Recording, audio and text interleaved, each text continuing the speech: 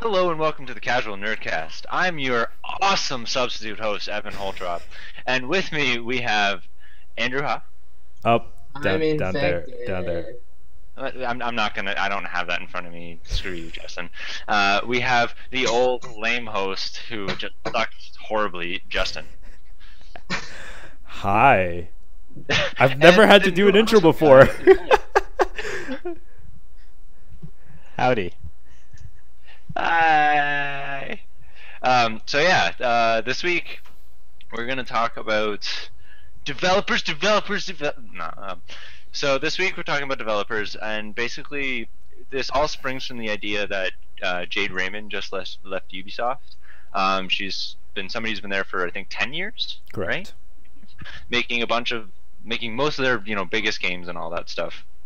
And we're just gonna talk about the idea of how, unlike movies and books and stuff like that, you don't really know who developed your game for the most part. You may know the company or something like that, but you don't know the person, which is kind of it's weird in games, and it also might be a blessing in disguise, which I'll bring up later. But yeah, so I guess we'll just kick it off with that. Do you guys want to talk about Jade Raymond first, or do you want to just jump right into the topic? I think Justin, I know you have quite a bit to say about her. Well, I mean, she was actually one of the main reasons that I attempted pursuing a career at Ubisoft Toronto, and roughly back in 2009 was when she kind of left. She didn't really leave Ubisoft Montreal. She was more so sent off from Ubisoft Montreal to Toronto to kind of head the starting a studio in Toronto. And her and with about 15 developers from Montreal were basically kind of interviewing and kind of starting off. And now Toronto is a very much more matured studio. We can definitely see that with the first release of Splinter Cell Blacklist. And inevitably now that they've become like a gear in the Ubisoft machine, they're basically helping develop Unity. They may or may not have some involvement in Watch Dogs. I'm not 100% sure.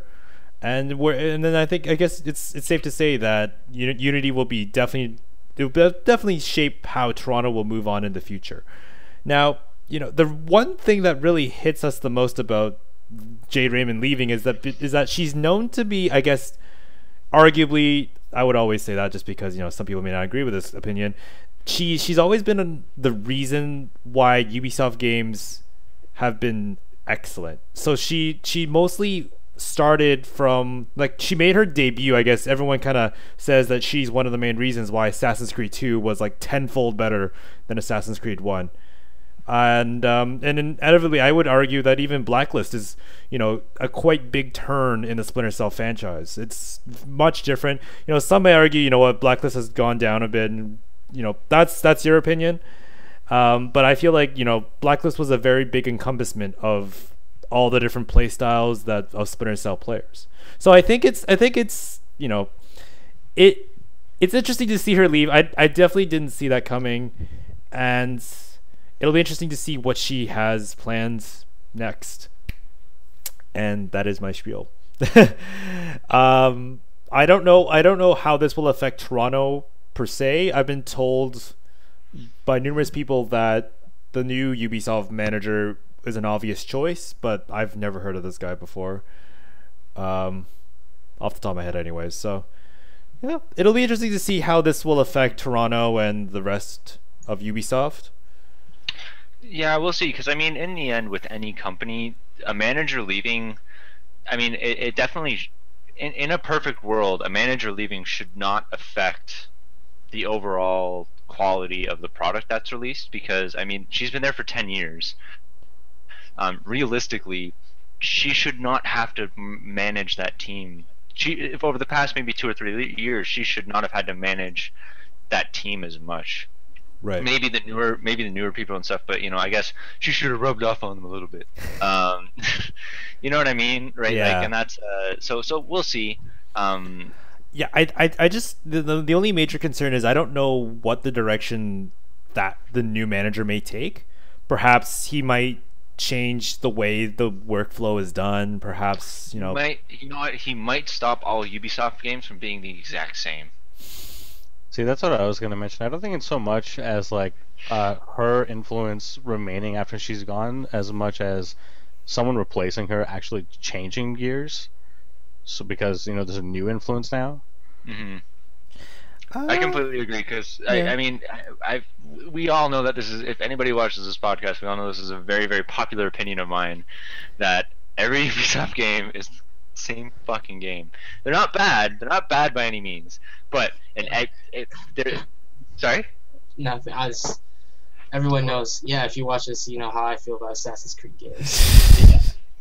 So it's like there's I've brought it up before, but there's actually a review on, I think, Games Radar, where this guy just has a Ubisoft game review, and he's just like, yeah, so at some point in the game you're gonna have to climb a bunch of towers, and then after you unlock those towers you get a bunch of mini quests, like, and it's literally just the most generic review ever, but secretly it's reviewing every single Ubisoft game since like Assassin's Creed 2, which I just died. And I'm not saying that the games are bad. I'm not at all, because a bunch of them are good. I mean, I love Far Cry 3, but I mean, but I mean, for the most part, they're very similar. But anyways, we're kind of getting off topic with this.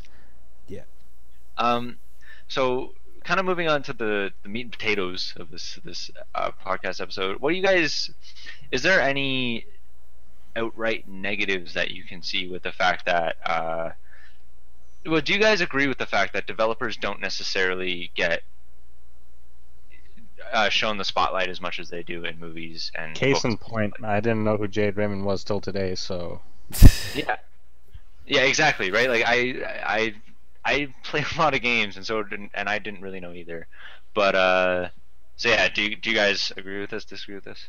I think. Oh, I think there's something to be said about, developers gaining some kind of fame, because it's with directors, you get like Tarantino, you're expecting a very specific kind of film style.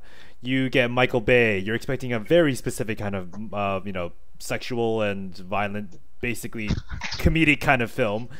So like there's something to be said when you're going into a game and you're expecting something particular. Like, for instance, the creative director for Assassin's Creed 4 Black Flag, worked on Far Cry 3.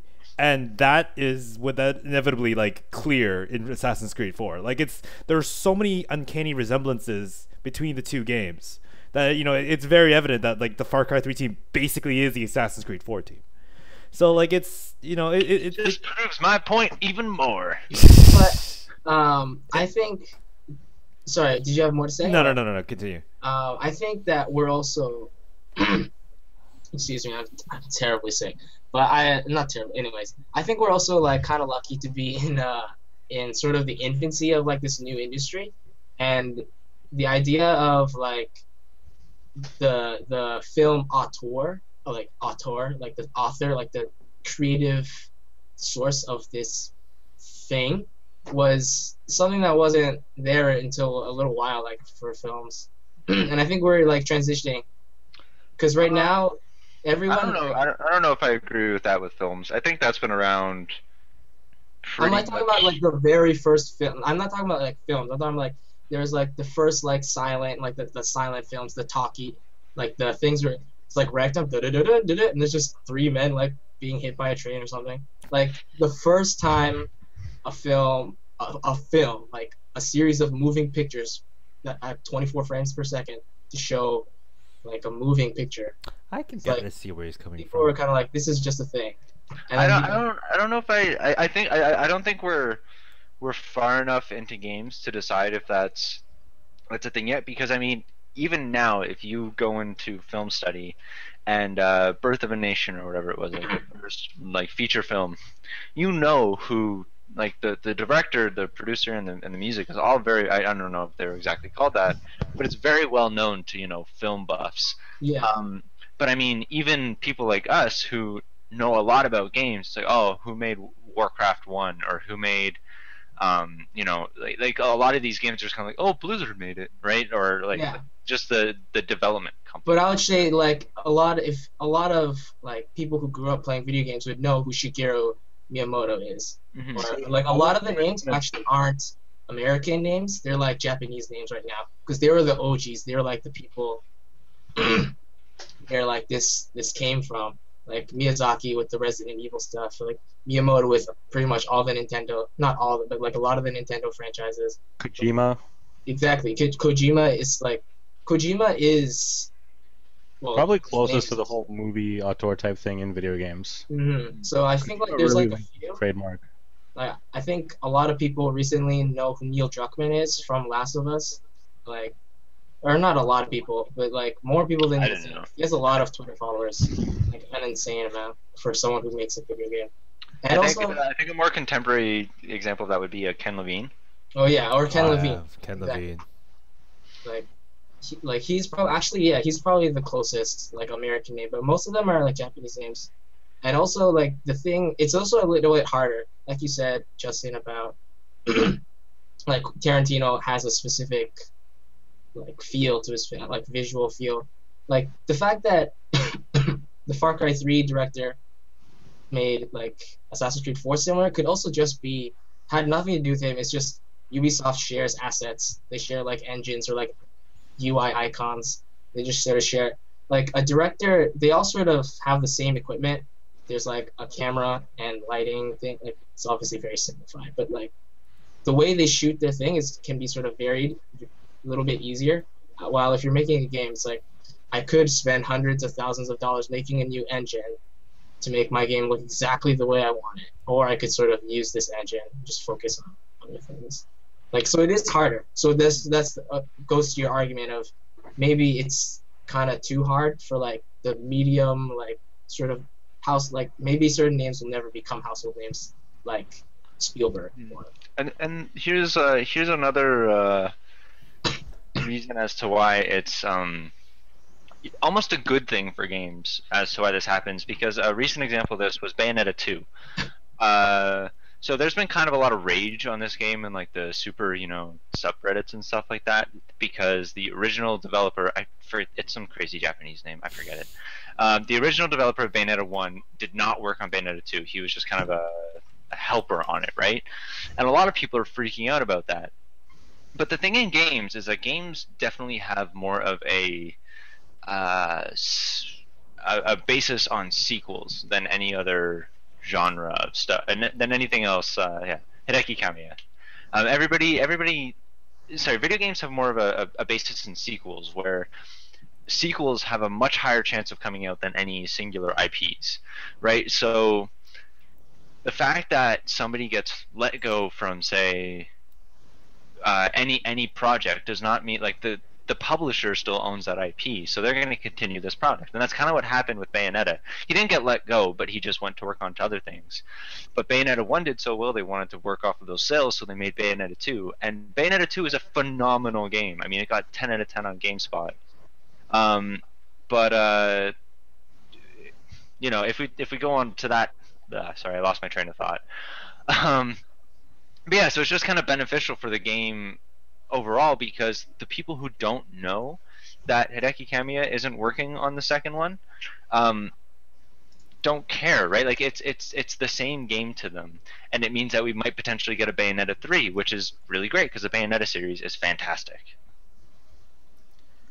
I think sometimes it sort of boils down to the actual studio and the way they direct things, because if you look at the Metal Gear games, like you might like maybe they wouldn't be the same without Kojima, and because he directs the studio in that way and he stamps his name all over everything, so you'd assume that he has like really tight creative control over Kojima Studios. And then there's other situations like you look at like John Carmack, and people know his name just because he came from such a small studio that like he effectively did all the work involved with writing the first id Tech engines. But then, like you said, no one really knows who created Warcraft 1. That could be just because there was no singular entity that could be named other than Blizzard as a team. Yeah, I think I kind of see what he's saying. It's kind of hard to say that a director single-handedly created something. A director in movies is probably doing a lot more work than a director, not to like just degrade the creative direction, and I'm sure like there's a lot to be done there, but I feel like there's a lot. It's there's more of a sense of independence as a game developer than there is as, like, say, I don't know, like a producer or like a cameraman. Like it's like I it's don't. like it's because, like, as a game developer, you're being told to achieve this certain task. Let's say this assassin needs to climb a wall.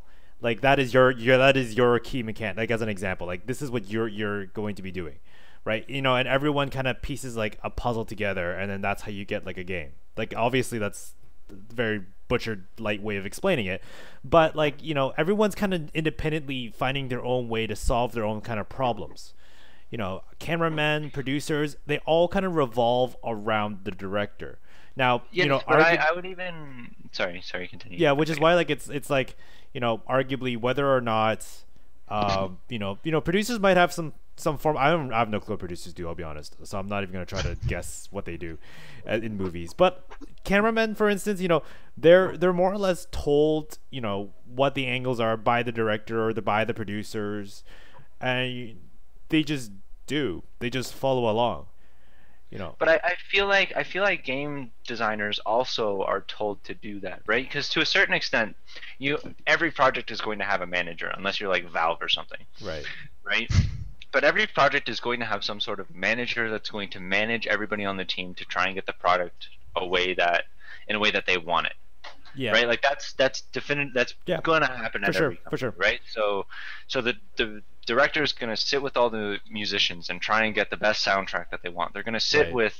with everybody. Maybe not be as meticulous as they are in movies, but I don't even think they're that meticulous in movies. Like, they might, because when they hire an actor, they're not going to be like, all right, so say this line exactly this way, Right. for the most part. I'm assuming that a lot of the times they're going to be like, all right, so, you know, say it in this tone, but you're the professional actor, so Right. I'm going to let you. Yeah. I think do it. developers, like actors, get brought onto a team because of the value that they add. Yeah. You couldn't just otherwise. No one would have. No one would hire a team of developers. You just outsource it to a different, whatever's the cheapest software shop at the time. Mm. So they definitely hold some merit of their own, Mhm. other than just simply being directed. Other than just being code monkeys. Yeah, essentially. Mm. So, like, yeah, I guess that's the bigger issue, is that because teams are so big, that it's kind of hard to basically. I mean, like Ubisoft, for instance, like we keep going back to it, but like Ubisoft does, when you make one game comes out, like Unity, for instance, there's like 15 Ubisoft studios working on this. Who do you give the credit to? Yeah. Everyone played a good part, and it's like everyone played a good portion. And I don't know, like, you know, what studio worked on what, but I remember Ubisoft Singapore worked on, you know, just worked on the naval aspect for probably Rogue and for sure Assassin's Creed 4. So it's, you know, like it's hard to, like, that's why, like, I think the issue is that in order for you to reward a certain I guess developer, the best they can do is to award the publisher, because they want to address the entire game development as a whole. But then, like, you know, the creative direction, you know, like the writers and the creative director who spends time to basically try to convey a message of some kind, you know, those guys kind of don't get as much credit as they would, say, Tarantino or Michael Bay or etc. Or Michael Bay.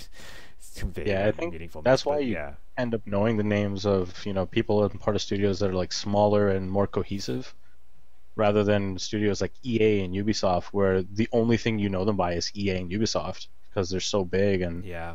their assets are spread across so many different studios. There's really no way to, I guess, attribute the game's success or failure to like a smaller group of people. But then it also kind of confuses me as to why probably the three biggest names in video games are Shinji Mikami, Hideo Kojima, and Ken Levine, right? Like, those are kind of the three, or even the doctors at BioWare, right? I mean, they're finished now, but those were kind of the big ones as well.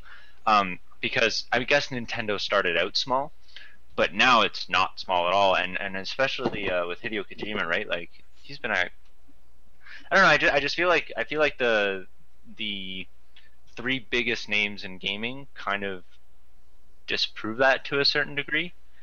But I mean, I do agree with you that this whole, you know, fame of video games, I think it really popped up first like it really popped up with Notch, and then like Phil Fish and stuff, where you had a face to a game, because Phil Fish wanted you to know that he's the one that made Fez, and I mean Notch didn't necessarily want to. I forget how much he publicized himself, but he was very much like, "Yep, I'm the only person working at Mojang, right? Like I made this in Java." That was kind of one of the big things about this game. It was like, "Oh, this entire game's made was made by like one guy in Java, right?"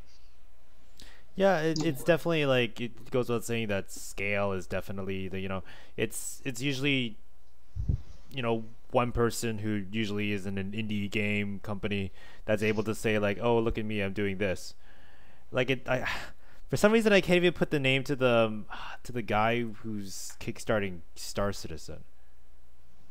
Chris Roberts. There we go. Took me a while, but I mean like even that name, like it's not as doesn't hit you in the head and say, oh my god, that's the guy from Star Citizen, versus like you said, Hideo Kojima and like all the Miyamoto and all those guys. Like when you hear those names, like it's like, oh yes, Solid Snake, no, sorry, wow, Metal Gear Solid. It's very late at night right now. I love that Solid Snake game. It's very late at night right now, my apologies. Metal Gear and Kojima.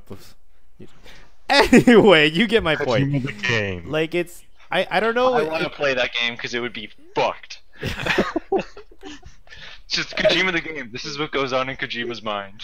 Oh my god, that'd be interesting. Like Suda51 the game. Oh, that's every one of his games. Never mind. Yeah. But it's interesting to see that maybe it's public interaction.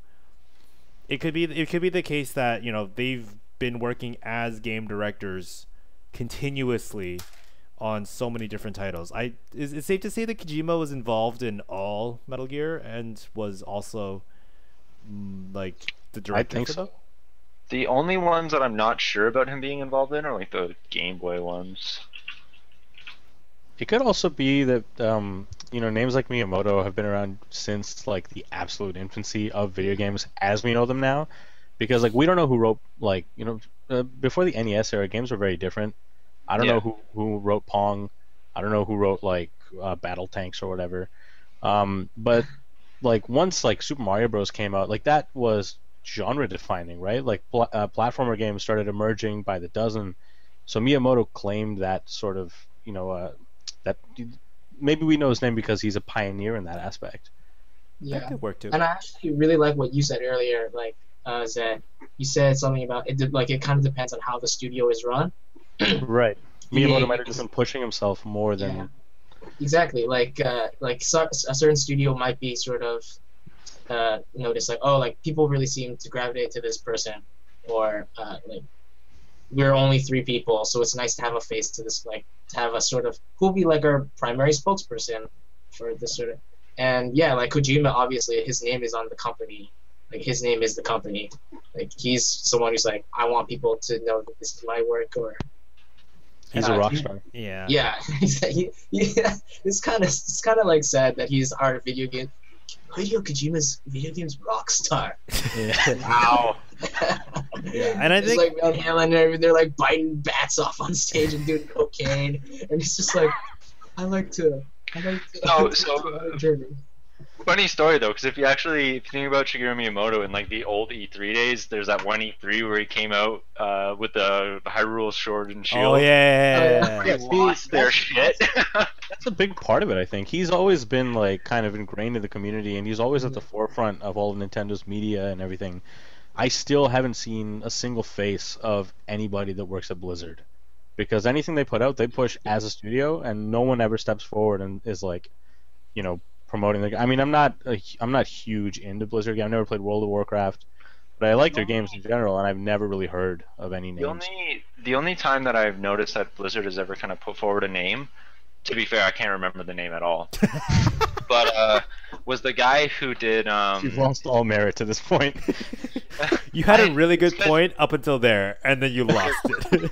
It's because this guy was literally only mentioned once, and it was when the console versions of Diablo 3 came out, because it was, oh, this guy's leading the project instead of the original guy, and and then this guy kind of put forward a mission statement of what he wanted to do with the console ones versus the PC ones. And then after those came out, he was actually moved to the PC version of the game, and the old guy moved on to something else, or was like, oh, I don't know. Right? So that was kind of the first time where, oh, this guy has a vision for the game that everybody likes versus the original guy. Right? So that was the only time that Blizzard ever kind of did something. I can't remember his name but I know that was something that happened. Yeah, but also Blizzard is a company that it seems like they don't really want a company face. Yeah. They want to push, we are the behemoth Blizzard. We put one game out every 10 years, but it's going to be awesome because it's a Blizzard game. It's a Blizzard. They push their company name as opposed to a creative name. And then I guess this is the second point that I wanted to bring up, which actually, Zed, you mentioned kind of before we started recording, and I didn't actually think of before, but kind of abstracting this one level. But Zed, you were mentioning was Soul Calibur 4, sorry, Street Fighter 4.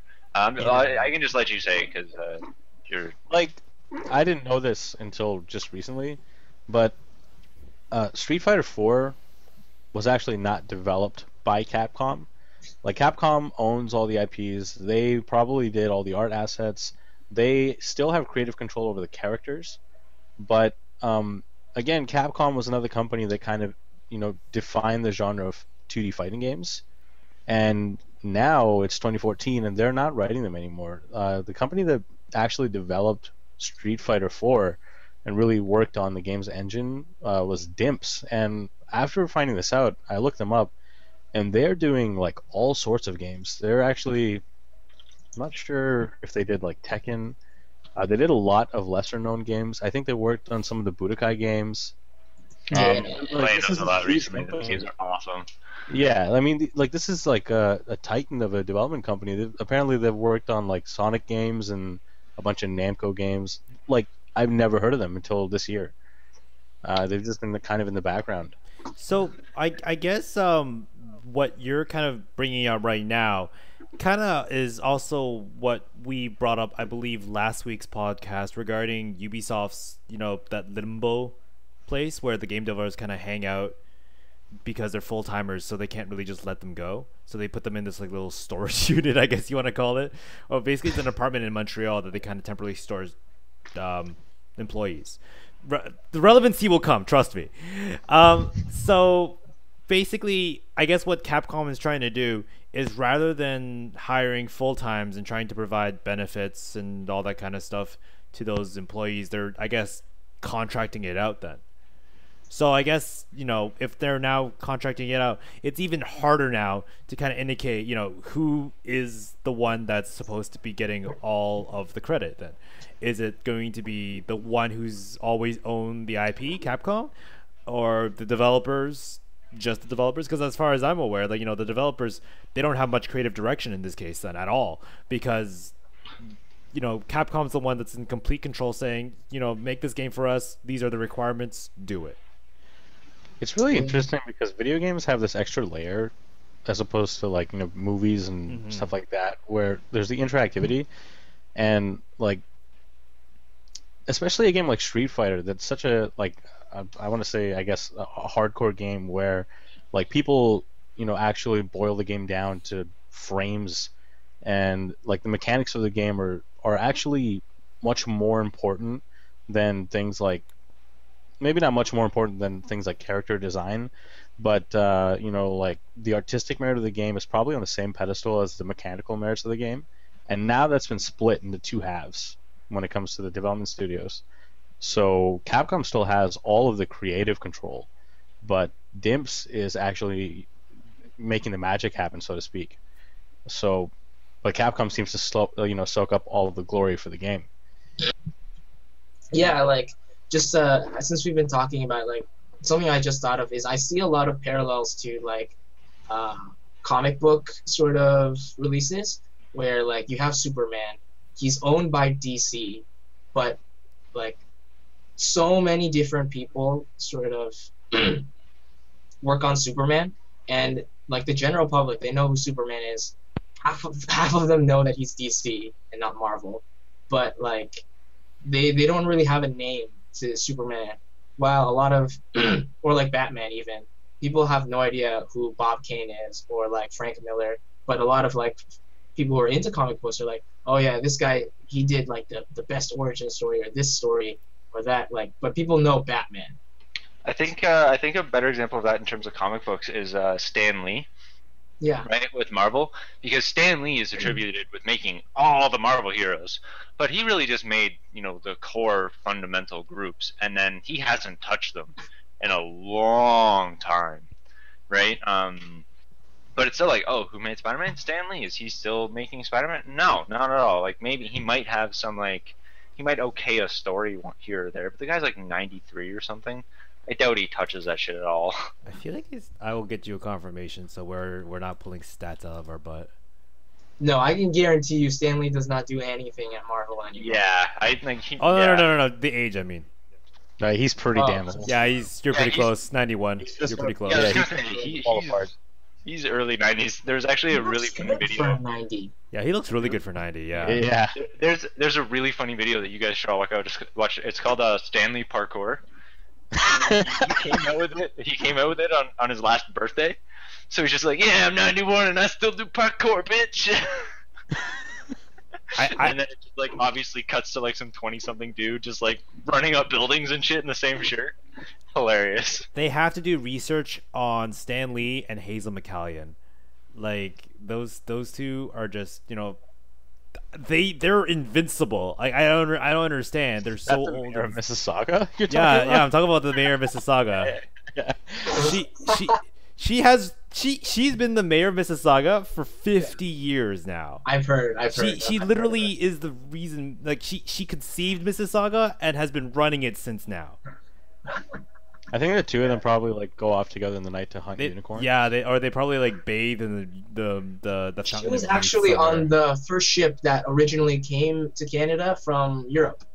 I believe so. Yeah, The first ship. Yeah. the very Yeah, first like ship. the- Christopher Columbus. Actually, an original Viking. Yeah, no, but she also played Crypto hockey and shit. Saga.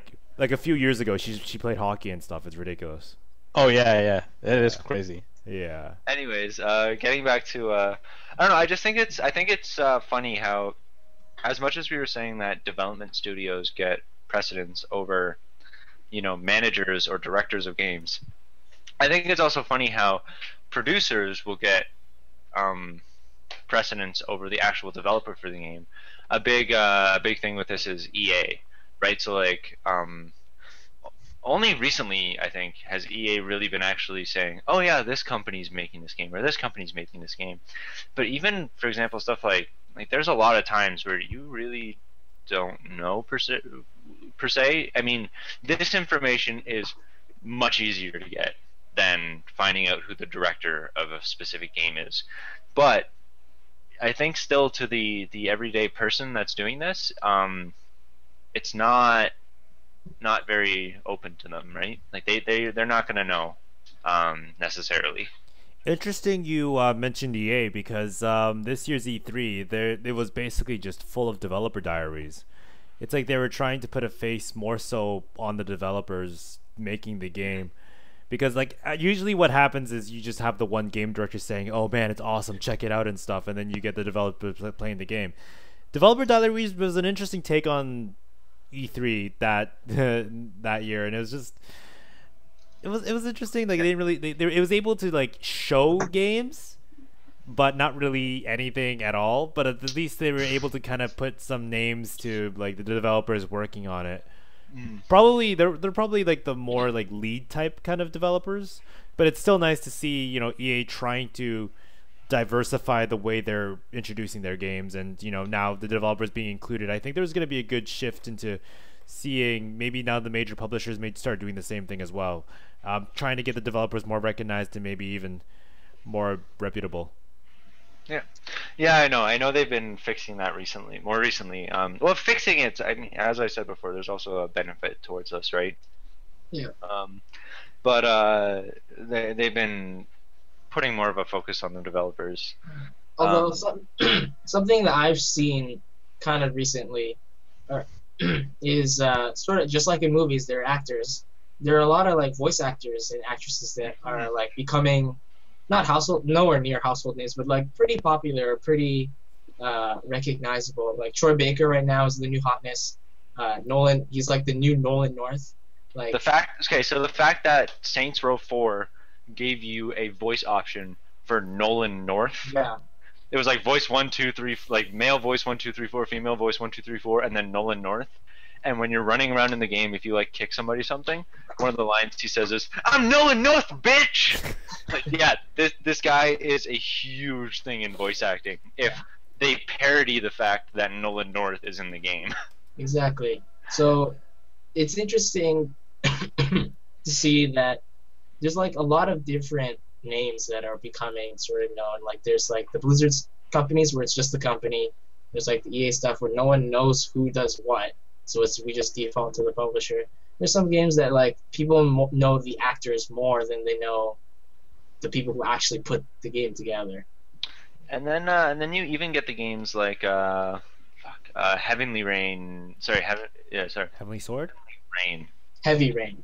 Heavy Rain. Heavy Raid. Heavy Rain, the pseudo sequel. What's it called with Ellen Page and William Dafoe? Beyond Two Souls. Yeah, Beyond Two Souls, where the fact that we're actually getting actors who are being basically copy pasted into games. Willem Dafoe. Yeah, William Dafoe. And then, I mean, this has been going on for a long time. Onimusha 3 did this exact same thing with Jean Reno and the Japanese guy. But I mean, like, it's kind of interesting to see that trend where, you know, the voice. Yeah, that's actually.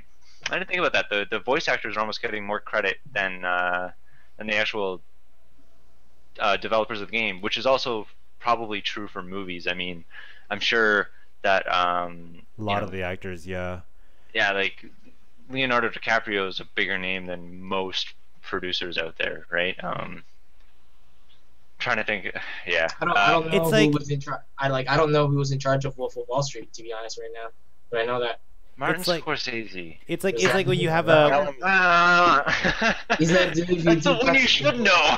Yeah, I that, don't care. there was a movie called, I think it was Drive, with Ryan Gosling. Yeah. That's just- Yeah. So I mean, like, who directed that? I mean, like, all you know is like, oh my god, it's that movie with Ryan Gosling. And it's just No, doesn't I think of that as the movie where the girl gets shot by a shotgun and disintegrates. I didn't watch Not it. just like dies, but like it disintegrates over the bathroom. I haven't watched it yet, so That movie's really good. You should watch it. I will.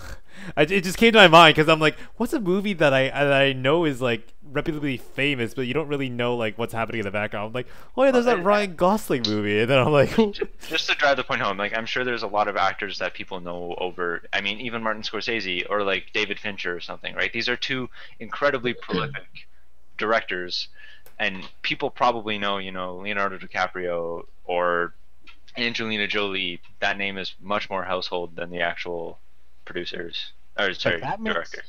that is the way you think it would go, because those are the people you see on screen. Yes, I guess with voice actors you don't see them. That's true. Well, now you do, apparently. well, it It's like- depends on. Well, you're seeing people who have a famous face in the game, Yeah. right? Like people know who Ellen Page is, and a lot of people know who William Dafoe is, right? So it's kind of cool to see these actors in a game. But I mean, Kevin Spacey in New Call of Duty. Sorry, Kevin Oh, Spacey Oh being yeah. in New Call of Duty. yeah. First that's time almost, that I'm that's almost like, a selling it's point, really right? excited That's for a selling point. Yeah, see, I feel like that for them was kind of a business move.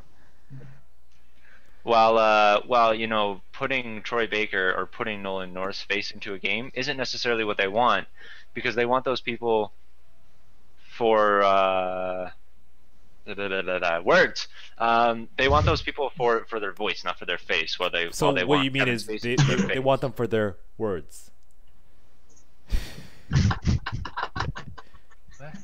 Because you literally just said that. Yeah, they want them for their voice, not for their face. That's what I meant to say. It's okay. And by extension, Andrew their got it, so words. that's all that matters at the end.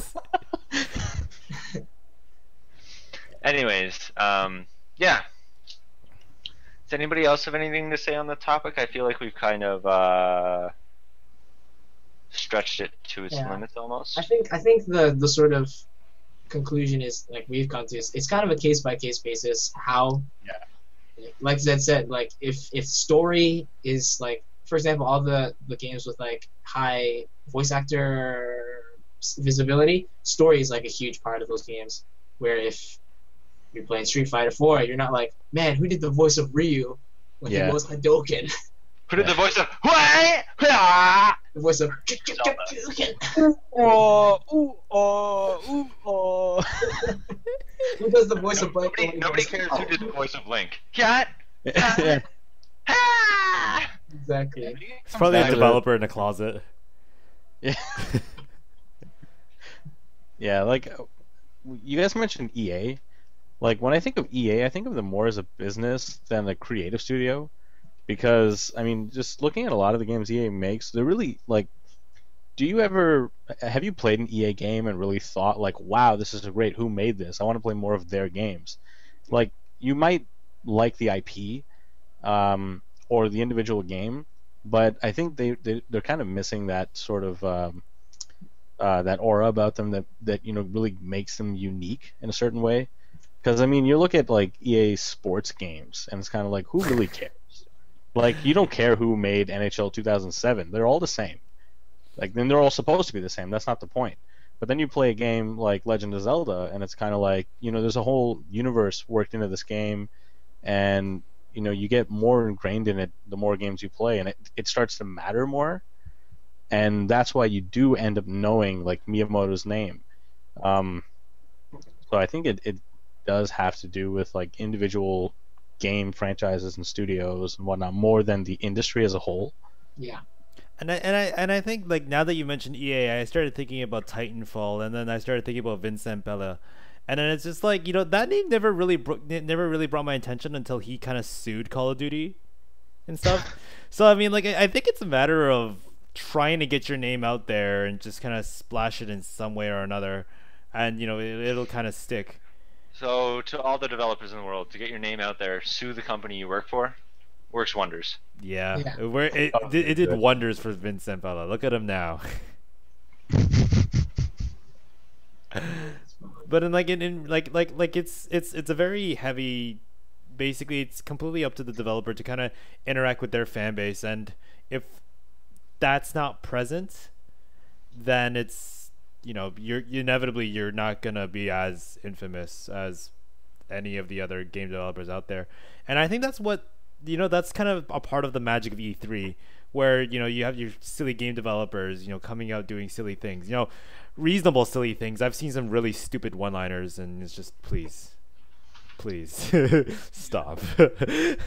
But yeah, it's gotten to a point that it's nice to see some personalization, nice to see some personality, and unique creative one-liners rather than stupid one-liners that's just what I'm talking about. There's plenty of E3 clips where people do silly things, but anyways, it's like I think these kind of video game conferences are basically opportunities for developers to kind of connect with their fans, to kind of say to attempt at least to put a face on the game. And the issue usually is that because of these big publishing companies, they usually are on cycle, like Evan said, directors, sometimes they change. It's the IP that kind of stays the same.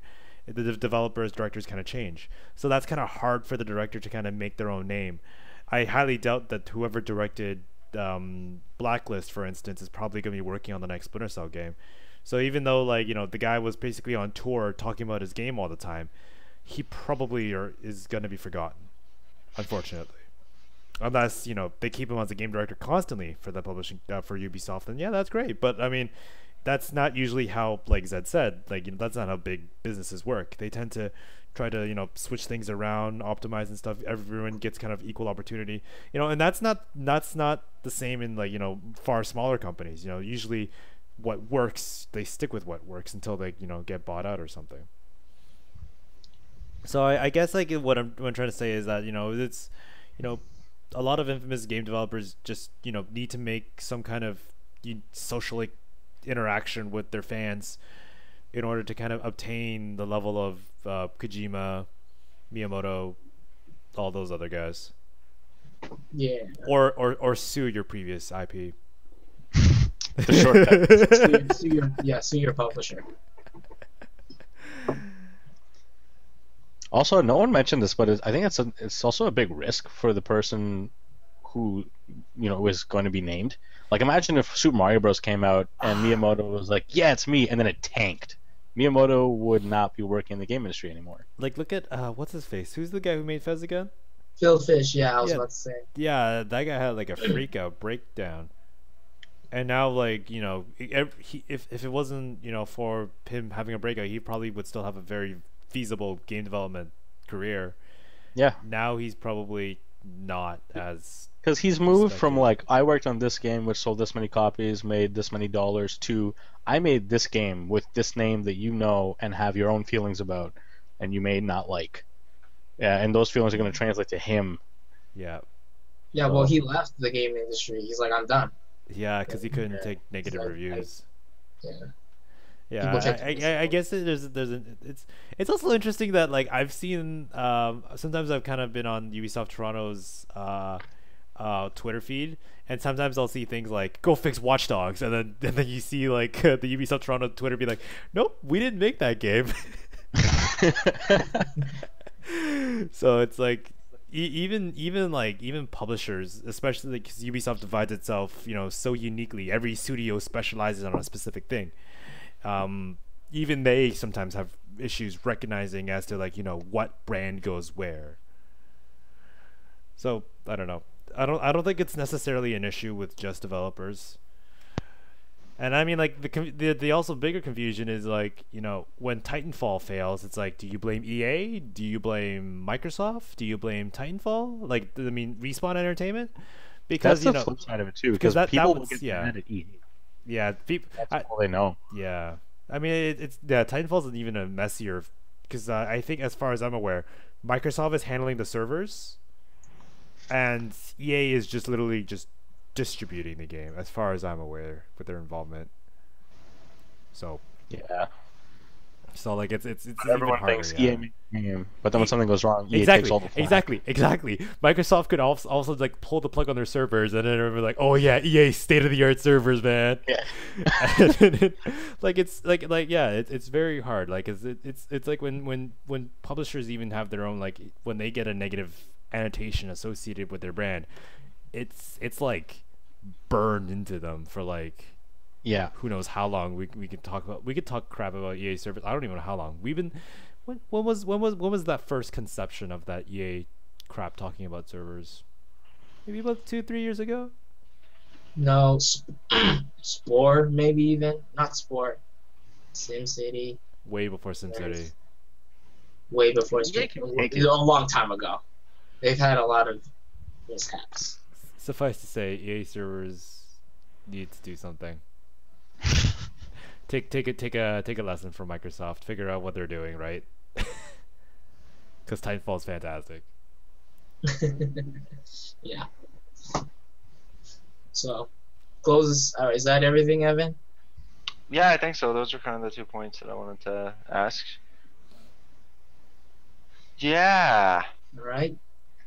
Anybody have any other closing comments? I think I've said everything I wanted to say. I think it's just, it's interesting to see how the game industry is evolving, and as it continues to evolve, I agree with mostly what Andrew said, that it's still relatively early infancy for us to kind of determine, who goes where, and it also, with the new business model coming out with, prioritizing contractors over full-timers, I find that it's going to be maybe even harder for game developers to kind of get their name out.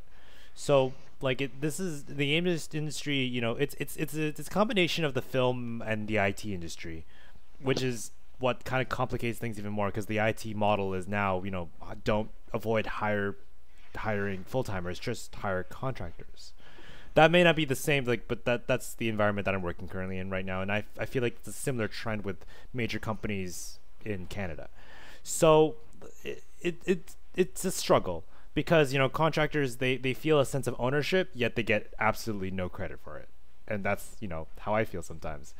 So it's difficult as a developer. So it's hard, but we want to know that we are aware of your existence. Most of us are developers, and we understand what you're going through, and we want to take this moment to appreciate you. Thank you. Yeah. put those ones and zeros together. You know, we've heard rumors about your 18-hour work days, and we've just nothing but condolences. Yeah. Speaking of, did you guys hear about like the conditions of? This is old news, but who worked on Metro again?